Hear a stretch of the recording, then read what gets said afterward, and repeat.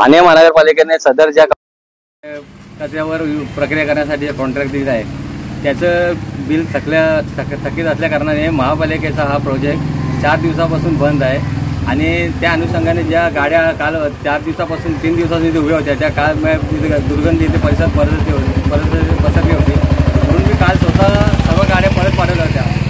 परंतु आज सकाळी महानगरपालिकेचे आयुक्त जे सहाय्यक आयुक्त आहेत मनीष जोशी इथे स्वतः येऊन इथे काय कंपनी इथे चालू करण्याचा प्रयत्न केला.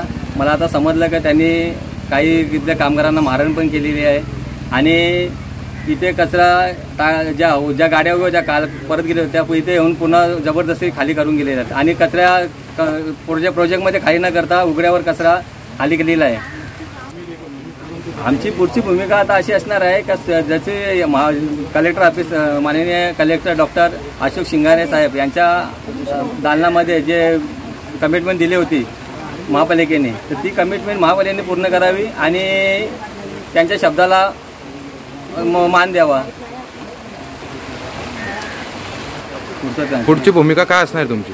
आमची पुढची भूमिका हेच आहे. सोमवारी आता महापालिकेला आणि महापालिका आयुक्त आणि कलेक्टर साहेबांना यांच्या आदेशाला फाट्यावर मारणारे अधिकारी यांच्या निषेधार्थ आम्ही सोमवारी इथून कचऱ्याने भरलेले आमच्या डायगरचा कचऱ्याने भरलेले आमच्या आगरी भाषेत बोललेले टोपले डुड्डे आणि विले कोयते घेऊन आम्ही कलेक्टर ऑफिसवर मोर्चा नेणार.